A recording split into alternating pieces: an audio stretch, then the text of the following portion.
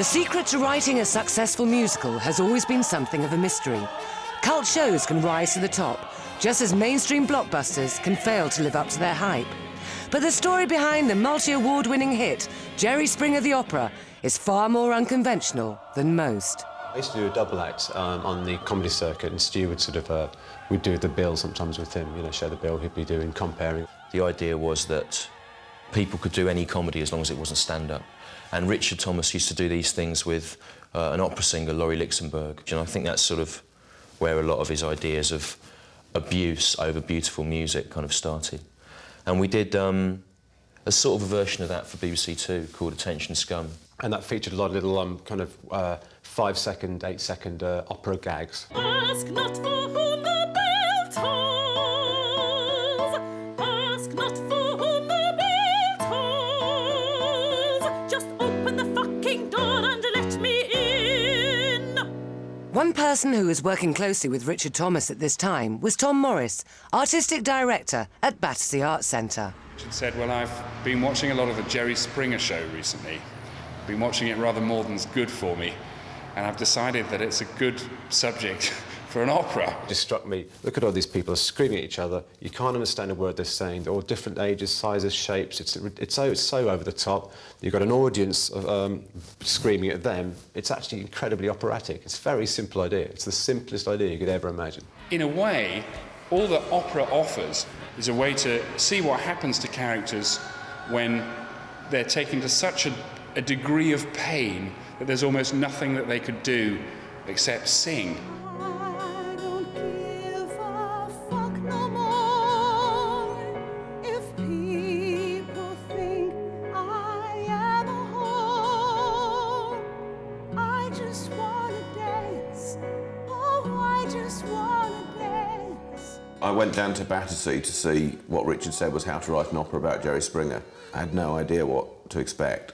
Went down there, saw what I think was about 25 minutes of the eventually completed show. Richard Thomas, 3 singers and 6 people in the audience, and I laughed more or less non-stop for 25 minutes. There was a lecture, a late-night lecture at Battersea Arts Centre called How to Write an Opera About Jerry Springer, and I just bought a pile of beers, and basically it was a beer for an idea. So I'd talk about it, and if anybody had a good idea, they'd get a can of beer. Loads of people said, that was great, do that as a show. And other people said, no, you should actually try and write the Jerry Springer opera. So he did it again, about half an hour of material with about 4 singers. And after that, I saw that and it was brilliant. And he said, would I come and help him make a story out of it, basically? Doing comedy on stage needs somebody who really understands it. And it wasn't difficult to persuade Stuart to do it because I think Stuart has got an incredibly good eye for a hit. And I think he smelled hit right from the first day. I wanted to know that an audience would understand it, whether they were fans of the television programme or not.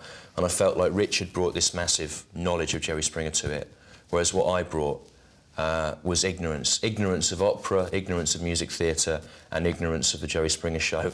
And those 3 things helped to make the show a success. Each version, Stu said, oh, I don't want to direct it. And anyway, that's so... I don't think he didn't want to direct it, but he did. We didn't have any money to find anyone else, and I was sort of in the room. I didn't have any kind of ambitions to be an opera director. So it was a sort of accident, like a lot of things. No, you don't. If you don't want to direct it, don't direct it. Well, I don't want to direct it. OK, well, don't direct it. OK. But that's a way of saying he wants to, I think. Baby, I love you with all of my heart, but there is one thing you can do for me. Initially, it was effectively a series of kind of sketches about the Jerry Springer Show, set to music, and Stuart kind of helped give it a structure, which led to what I think is a really fully formed show. My idea was that we would replay the Jerry Springer Show of the first half on some kind of mythological level. In the end, we chose the Christian stories from the New Testament and the Old Testament, where we pulled out various characters from the Bible that seemed to reflect the characters that were Jerry Springer Show guests in the first half. Having performed the show in 4 different forms at Battersea Arts Centre, Richard and Stuart turned their attention to the 2002 Edinburgh Fringe Festival. In truth, we hadn't quite nailed the second act, so it was another chance to give that just to try that out. I think the thinking behind taking the show to Edinburgh was to put it in a place where lots of people would see it and see if we got it seen, would that mean that anyone would want to develop it further? And as it happened, that was the case. The last show I'd done in Edinburgh, prior to Jerry Springer, the opera, I performed to, in front of 4 people, I rarely got over 10 people, and there was a time in my life when I, experienced quite a lot of failure.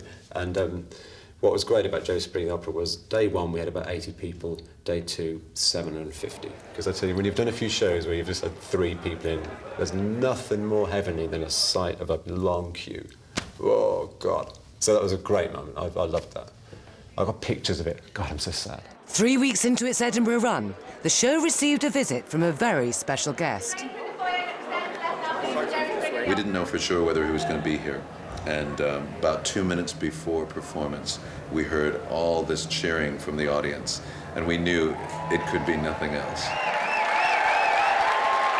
We met Jerry up in Edinburgh Festival, and he was very nice to us, very charming, very magnanimous. We'd had some problems before then whereby Studios USA, who own the Jerry Springer show, had tried to stop us doing the opera. But Springer, to his credit, kind of headed them off and said he thought it was OK if we did it. He loved the music. He said it was a great idea, and it was very pleasant, very relaxed, very assured, and said he'd help with promoting it and stuff like that. Opera really is our show put to music, because our show has all the traditional themes of opera, of classic opera. It has the chaos, the mock tragedy, the farce, gender misidentification. Couldn't have gone better, basically. Couldn't have gone better. With the Edinburgh Festival drawing to a close, an offer to bring the show to London came from an unexpected source. I first heard about Jerry 18 months before it finally hit the National Theatre. My colleague Nick Starr told me about this workshop that was happening at Battersea Arts Centre, worth seeing. So I went, and there was a brilliant first half, no second half at all. And I thought that this was the most inventive and the most exhilarating piece of musical theatre I'd seen for a very long time. When we first got asked about going to the National, I wasn't sure about it, because I was worried that it would place the show within the kind of bracket of high culture, and that this would put people off going. As it happened, it was fantastic. The show had been gathering an audience which doesn't normally go to the theatre, so to then take that and put it into a very traditional theatre arena is quite a big decision. The joke couldn't have been better than doing this show at the Temple of Culture. And whenever there's a problem in thinking about design or script or anything for the show, I think what we always say is, don't think of it as a comedy, think of it as how you would do a high opera, a really important piece of culture. And that always seems to solve the problem. And so doing it at the National, where high culture normally happens, actually was perfect. This big sort of sound and all these cards sort of blow up, and then you deliver down on this music which goes... With work on the first full-scale production underway, Richard and Stuart still felt that the show needed further improvements, one of which involved the introduction of a new character to the second act. Well, we've written a new song, a new God song. Which, He's written a nice song. So we're going over and teach Benj to sing it. It ain't easy. It ain't easy being me. They got me in for Edinburgh. It was a different second half, and I was just played Dwight. But then they said they wanted a little bit more of me, so they created God. By the way.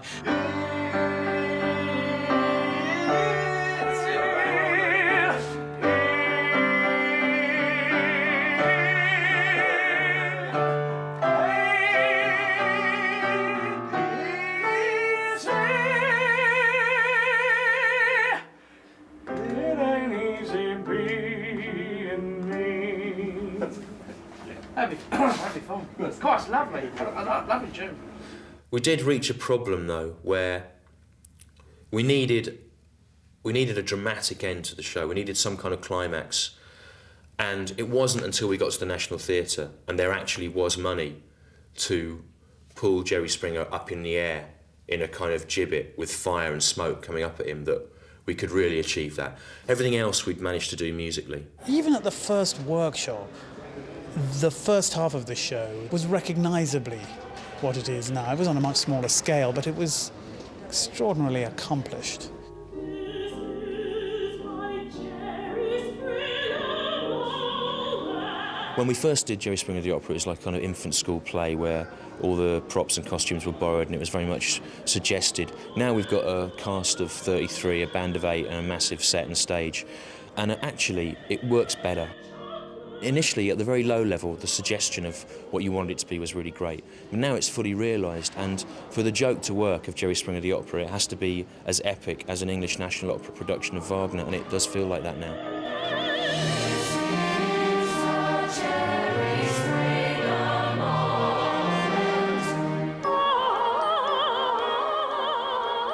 Following the hugely successful run at the National Theatre, and with an unprecedented demand for tickets, the decision was taken to make the show a more permanent fixture in London's West End. There were people that said the show could go to the West End, but there were many more people that said it should never go to the West End. And there were many people that said if it went to the West End, it would last a week. So to end up with the kind of critical praise that the show had at the National and the sellout that it was, and to sort of be swept into the West End by that was pretty extraordinary. On the 10th of November 2003, Jerry Springer the Opera was launched at the Cambridge Theatre in London's West End.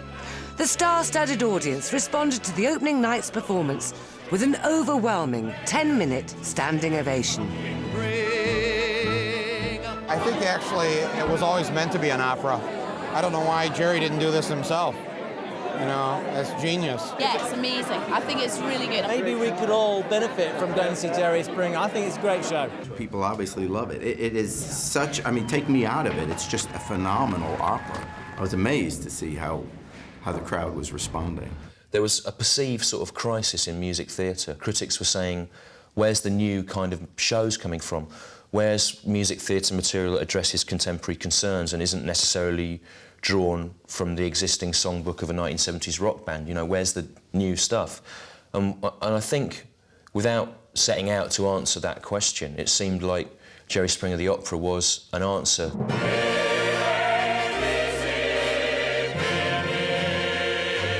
When I first saw the show, there were 6 people in the audience. In that same venue 3 days later, there were 50. There wasn't any marketing. It was just word of mouth. And right from the very beginning, the word of mouth and the press was so great for it that it always seemed like it was going to have a future. I don't know what the future for the show is as such. People always assumed it would have a future in America.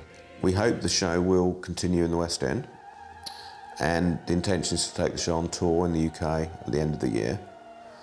And we are engaged in raising money to do the show in America. Come and see. Very early on, what we had to do with the performers in it was say, even though the language of this is aggressive, what the person's wanting is some kind of human contact or compassion on some level. And I think that's sort of the key to it, really.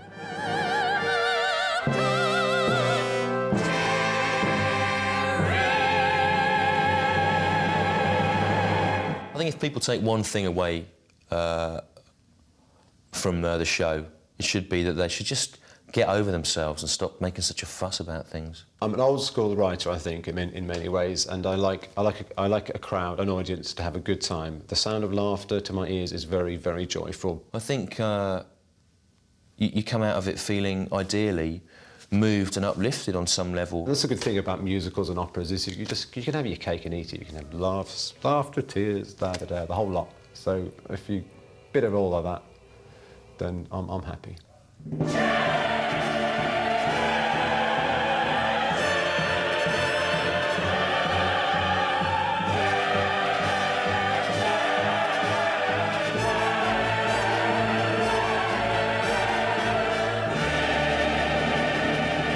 My mother would have been so proud. Gerald, you got culture. You're an opera.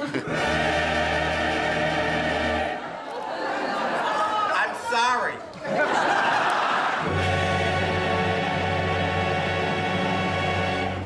Oh, not getting my can. Yeah.